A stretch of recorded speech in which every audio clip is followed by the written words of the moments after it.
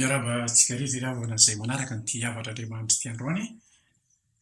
Androany aho mba hiresaka aminareo ny atao hoe fiverenan'i Jesosy Kristy eny amin'ny rano lanitra. Ity baiboly ty moa na soratra masina napetrак'Andriamanitra ho atsika zanak'olombelona izy ty. Marina fa be dia be ny olona tsy mino hoe tenin'Andriamanitra ty baiboly ty fa androany za manokana izay manambara ny mpiavaran'Andriamanitra ty tena nahatsapa ny fahamarinana zao.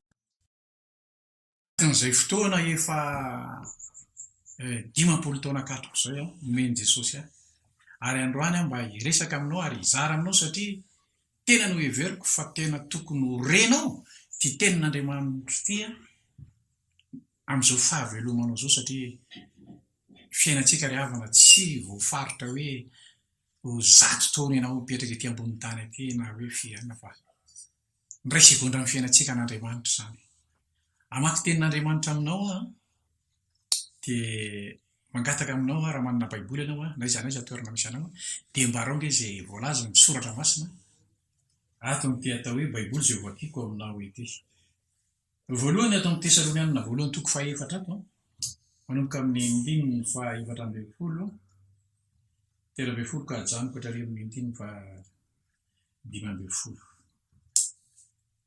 Fa tsy tianay tsy ho fantatrareo rahalahy ny amin'izay nodimandry mba tsy halelovana tahaka ny sasany izay tsy manana fanantenana. Fa raha inotsika fa maty Jesosy sady efa nitsangana indray dia toy izany koa nitondran'Andriamanitra izay efa nodimandry tao amin'i Jesosy hiaraka aminy. Fa izao no lazainay aminareo ny amin'ny tenin'ny Tompo.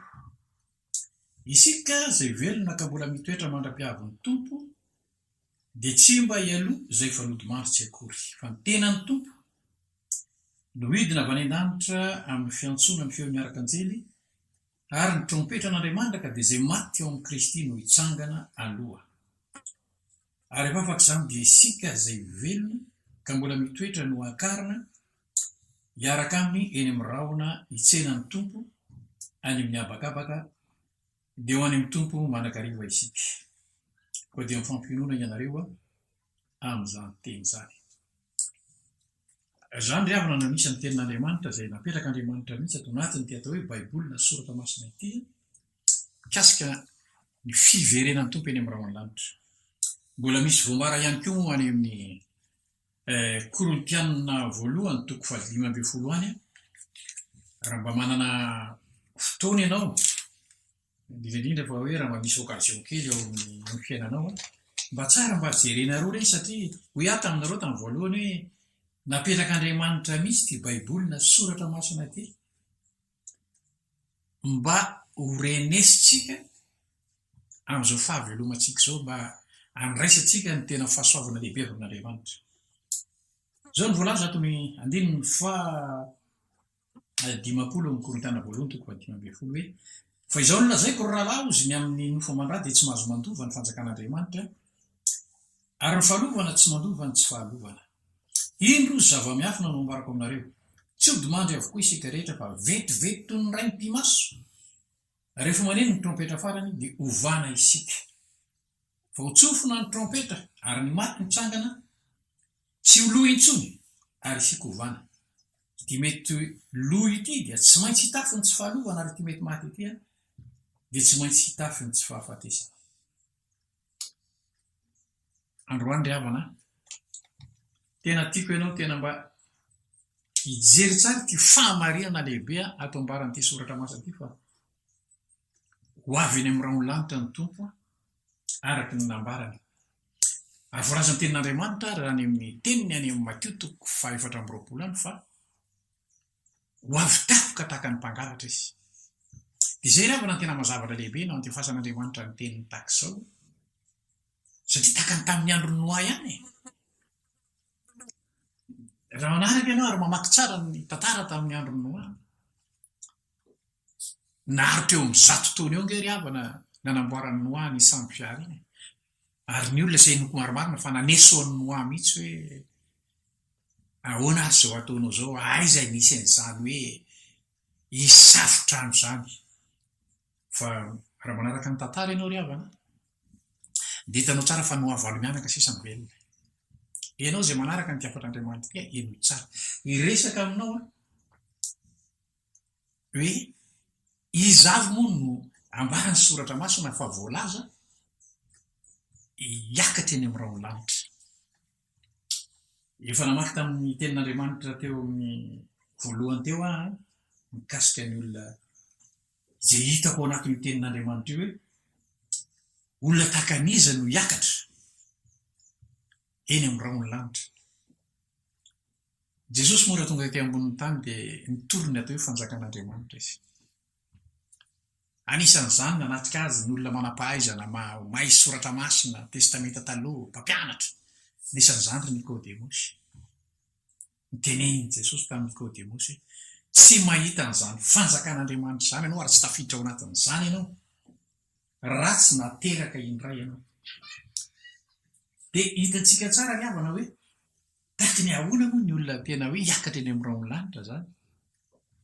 Ny soratra masina ihany meko anao ny soratra masina any amin'ny Korintiana 2:1-2 fa misy teny le hoe fofombadin'ny Kristy. Iza moa le fofombadin'ny Kristy? Ireo ry havana le nambarany soratra masina hoe olona nateraka indray nandray an' Jesosy Kristy ho tompo. Io ambarany soratra masina hoe fofombadin'ny Kristy io.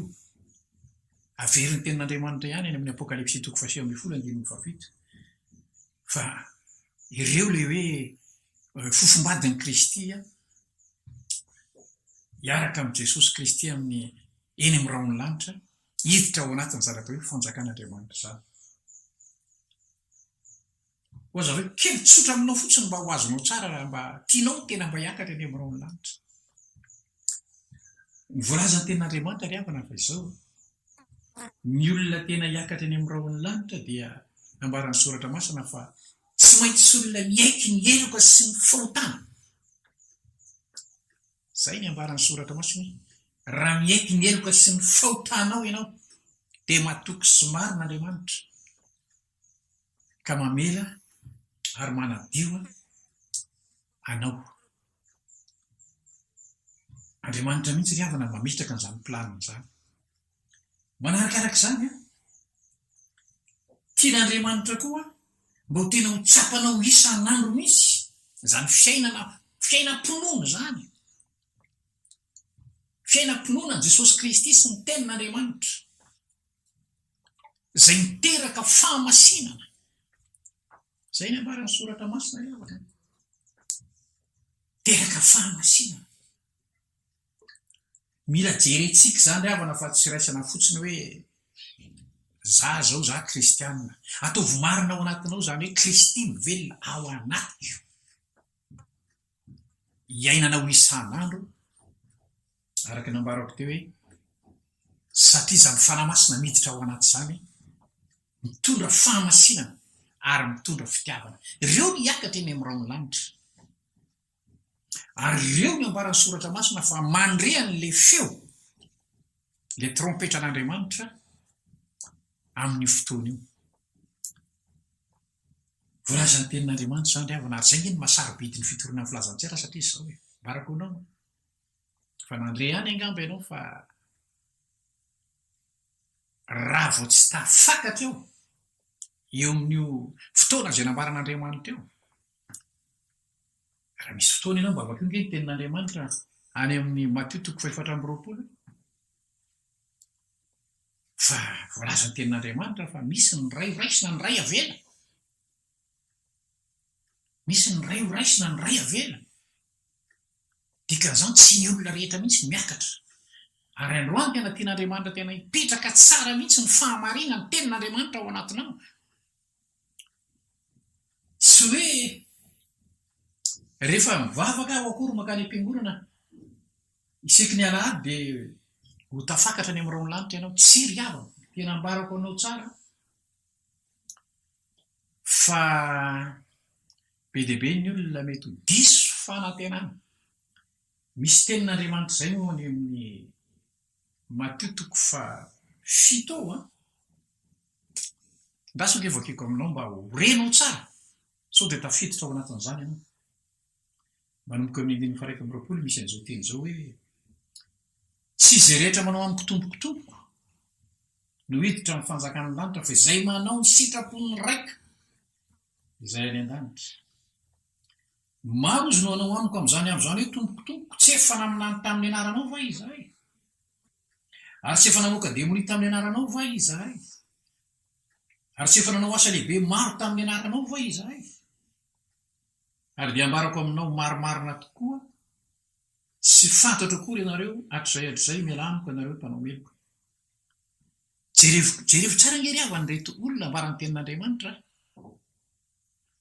fa rehefa miseho tapoko eny amin'ny rony lanitra ny tompo tafajanony reto karazan'olona reto. Raha manaraka ny tenin'Andriamanitra ianao dia zao olona nanao asa lehibe, jerevo tsara namoaka demonia tamin'ny anaran'i Jesosy, zany ny voalaza io. Tsy efa namoaka demonia tamin'ny anaranao fa izay osy, tsy efa nanao asa lehibe tamin'ny anaranao fa izay, ko nahoana izay tsy tafakatra. Zany ravana tena tiako tena mba ho jerentsika tsirairay avy mihitsy fa tena be dia be manko ny olona tena voafitaka mihitsy ry havana fa hiverina fa rehefa manao asan'Andriamanitra dia ho tafakatra eny amin'ny raony lanitra ianao. Tsy ry havana tena milazanao jereo tsara io, tsy izay rehetra manao amin'ny kotombokotomboko. Rehefa mandinika an'io ianao ary mandinika an'io dia mametraka fanontania, inona ary ny tena mahatonga an'izany?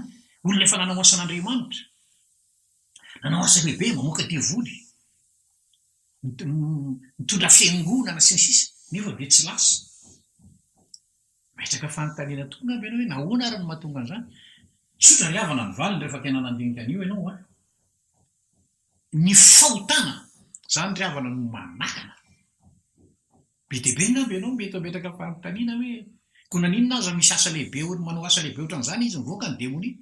Eny ry havana, misy mamoaka. Be dia be nge olona tantara anankiray meko tantara anankiray toy ny soratra masina ianao ohatra. Zany Samsona zany nge ohatra nandray ositra nge zany fa jerevony ny fiainan'ny Samsona. Jerevony ny fiainan'ny Samsona. Nandeha tany amin'ny fitsangatsangana. Mila tena toroko anao jerenao tsara ny fiainanao, tsy hoe rehefa mitondra fivavahana ianao, mitondra anarana, mitondra karazana titra, mpisorona, apôstôly, evanjely, manao asan'Andriamanitra dia verinao fa hiakatra eny amin'ny raony lanitra ianao. Tsy ry havana, misy fahotana. Ny fahotana tsy mba tafakatra mihitsy. Andriamanitra mahita an'io.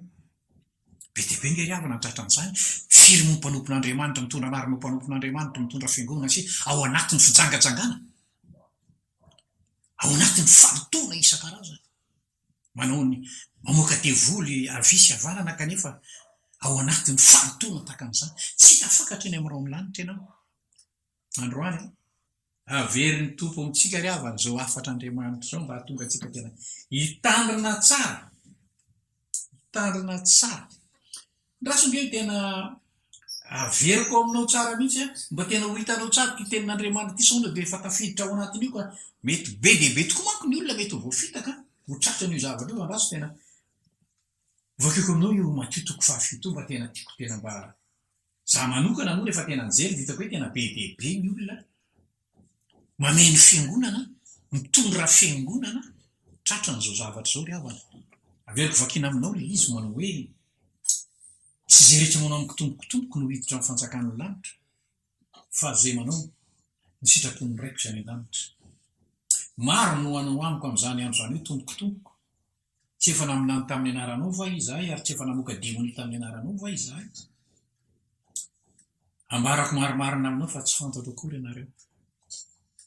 Tsarovy tsara ry havana fa ny fahotana no manakana ny olona.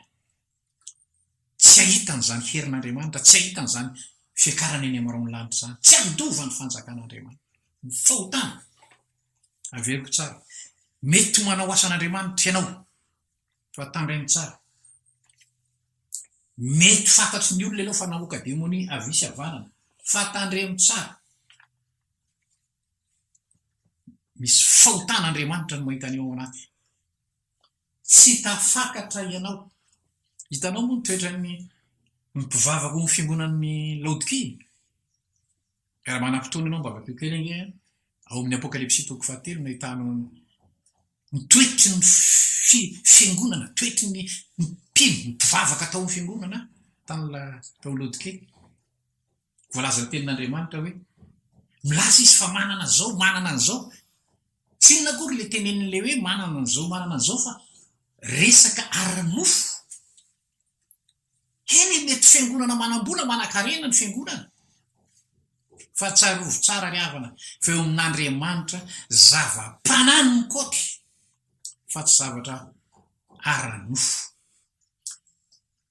Tena mampatahotra mihitsy le ry havana jerevonareo tsara le asa io le voalazany ambaran'ny tenin'andriamanitra hoe andriamanitra no miteny io le toetran'le laodikile hoe sady tsy mafana ny tsy mangatsika matimaty zao vaninandro iainantsika zao ry havana mitondrona io fiainam-piangonana ao laodika io raha ny zavatra ara-nofo dia ohatra hoe manan-karena tokoa be dehibe tokoa ny zavatra eo am-pelantanana fa ny ara-panahy jerevonareo tsara ry havana ny fanapa-kevitra rehetra ny zavatra atao rehetra ao fanapa-kevitra amin'ny maha-olombelona no zavatra atao ao jereo tsara nge ry havana ny tenin'andriamanitra aizy jesosy eo amin'ny fiangonan'ny laodikio izy ianao ao mpiangonana ve izy miaraka tamin'ireo olona reo any ambaravarana tsy tafiditra ao anatin'ny fiangonana mihitsy jesosy any ambaravarana inona ny dikan'izany ny dikan'izany dia zao fanapa-kevitra sy araky ny maha-olombelona fisainana maha-olombelona no mibaiko ny aso ny zavatra rehetra mikorina ao ny-tranon'andriamanitra androany ianao ry havana raha mandre an'izao averiko aminao le tenin'andriamanitra ao amin'ny fiangonan'ny laodikio toromarika nataon'i jesosy hoe manoro-hevitra anao aho izy vidy amiko volamena voadio tamin'ny afo inona zany ry havana ity tenin'andriamanitra ty no teny voadio tsy misy kilema ty tenin'andriamanitra ty miverena amin'ny tenin'andriamanitra ianao raha te hiakatra eny amin'ny raonlanitra raha te hahita marina zany atao hoe herin'andriamanitra zany nahoana moa ny renao zao afatr'andriamanitra zao androany ry havana miala-nenina aminao nge andriamanitra tena toroko anao miala-nenina aminao andriamanitra zava-doza nge ry havana zany voalaza ny tenin'andriamanitra hoe matimaty zany sady tsy mangatsika ny tsy mafana tsy tafiditra ao anatin'ny fiainanao misy zany atao hoe jesosy kristy zany androany raha mandreny ty afatr'andriamanitra ty ianao manana fanapa-kevitra androany mba ho fotoana anankiray mba tena eritreretanao tsara ny fandrenesanao amin'ity tenin'andriamanitra ty ao amin'ny apokalipsy 1:20 koa no itomako aminao tia ndray moa tena le hoe jentilisa mihitsy le voalazan'ny tenin'andriamanitra zany hoe sady tsy tafakatra eny amin'ny raonlanitra tsy mahita tanteraka mihitsy zany tenin'andriamanitra zany zany herin'andriamanitra zany jentilisa zany moa tena hoe tsy manana an'zany tsy mahafantatra an'izany andriamanitra zany jesosy kristy zany dia zao mihitsy ny ambaran'ny tenin'andriamanitra vakio tsara nge ny apokalipsy 1:20 hoy le tenin'andriamanitra hoe ny osa sy ny tsy mino zany ke ny fiainan'ny olona maro n'izao fotoana zao tsy mandraraha ny ty misy ty tenin'andriamanitra ny zavatra ara-nofo ihany ny lehibe atao isan'andro ny andaniana fotoana be lehibe ny osa sy ny tsy mino izy ny vetaveta jerevonareo tsara io jereo nge ry havana ny fiainam-betaveta misy amintsika zao jerevo ny fitobaky le filaninofo le antsona amin'ny teny frantsay hoe pornografia amin'ireny telefôniny ireny fiainan'ny olona na tanora na zoko na antitra miaina amin'izany fiainam-betaveta olona misy olona efa mazoky olona ihany ny sasany dia manolana kizy vavy kely ny osa sy ny tsy mino jerevonareo tsara ireo ny ambaran'ny tenin'andriamanitra hoe jentilisa zany ny olona tena tsy mandraraha sy mivaky loha misy ty tenin'andriamanitra ty ny mpamon'olona jerevo tsara ary ho tsara ke zany olona maty isan'andro. Gaby ianao mba mahafantatra tsara ny olona nisan'ny olona maty maiko moa fa hoe manerana an'izao tontolo zao. Mpijangajanga ny mpamon'olona ozy, ny mpanahody ratsy. Zany ny olona rehefa tsy mandraran'izany Jesosy Kristy zany nge tsy maintsy minjera makany amin'izany mpanao fanafody, mpimasy sy ny mpanahody ratsy isan-karazany, ny mpanompo sampy. Gaby ianao malala tsara fa na dia eto amin'ity firenena misy atsika ity azy maro be ny miosina ao anatin'izany. Zany ny ambaran'ny tenin'Andriamanitra hoe fiainana jentilisa, zany hoe tsy mandrara misy zany Andriamanitra zany fa dia zay tiako ihany a, zay fantatro ihany a, zany no ataoko. Mpandainga rehetra ozy. Voalaza mihitsy amin'ny andininy fahavalo hoe tsy andova ny fanjakan'Andriamanitra. Misy ange ry havana ny fiainana mandrakizay ao any miely hoe misy zany ambaran'ity tenin'Andriamanitra ity, ny osa sy ny tsy mino vetaveta, mpanompo sampy rehetra anana ny anjarany any amin'ny farivo rehetra avy. Hoy aho mbola somary heveriko kely aminao hoe masarobidy ny fitoriana ny filazany tsara tahaka izao nge. Manena tena toroko anao fa miala nenin'Andriamanitra aminao. Tsy anao no miazona ny ainao io, tsy ianao. Na manam-bola amina miliara azy ianao, zao nataoko anao. Tsy anao no miazona ny ray segondra amin'ny fiainanao. Miala nenina no ataon'Andriamanitra aminao. Androany zay no ambaran'ny soratra masina, zay no ambaran'Andriamanitra androany. Vavaka ho anao a. Vavaka ho anao mba ho anisany mba hiakatra eny amin'ny rao lanitra ianao. Rehefa tonga tapoka. Taka mpangaratra ny tompo. Io tsy fantatrao io araka nambarako tamin'ny voalohany. Tsy fantatrao hoe rovina izy no avy. Fa rehefa nitaka izao ny teniny, ambarany taka izao ny afatra. Mba hino ianao, mba hiova ny fiainanao, mba nanazany fiainam-pahamasinana izany ianao, mba tsy hovariana. Ary ianao izay efa manao ny asan'Andriamanitra, araka ny nambarako tamin'ny voalohany. Aza variana hoe manao asan'Andriamanitra efa namoaka demonia tandreny tsara ny havana, izay maharitra hatramin'ny farany. Maharitra amin'inona? Maharitra ny finoana an' Jesosy Kristy sy ny teniny. Veriko tsara, izay maharitra hatramin'ny farany no vonjena. Tsy hoe efa mba navita 20 taona dia ampy izay, tsy ry havana, izay maharitra hatramin'ny farany. Zay ny ambaran'ny soratra masina. Zay ry havana ny afatr'Andriamanitra. Gataka amin'ny tompo ary mbola meno ny tompo tombonaritsika. Amin'ity taona vaovao izay meno ny tompontsika ety, mbola fampizara kely aminao misimisy kokoa mikasika n'ity fiverenan'i Jesosy eny amin'ny rao lanitra ity. Ho avy izy. Zay ny ambaran'ny tenin'Andriamanitra. 2000 taona lasa izy rehefa niakatra alohan'ny akarany tamin'ny ho any an-danitra ny teny tamin'ny mpianany. Ho avy aho izy. Dia ianao zany ry havana. Raha ny marina nge ry havana zao fotoana ananisantsika ny tenin'Andriamanitra zao rehefa famantaran'andron'Andriamanitra eritrereto tsara nge zany hoe 2000 taona lasa zay. Efa segondra amin'ny famantaran'Andriamanitra, famantaran'andron'Andriamanitra nge zao. Te hamonjy ianao izy. Tsy tiany ianao hijaly eny amin'ny farivo rehetra avy. Tsy tiany. Fa androany ianao ekeo Jesosy Kristy ho tompo. Ekeo ny heloka sy ny fahotana. Tsarovy tsara zay.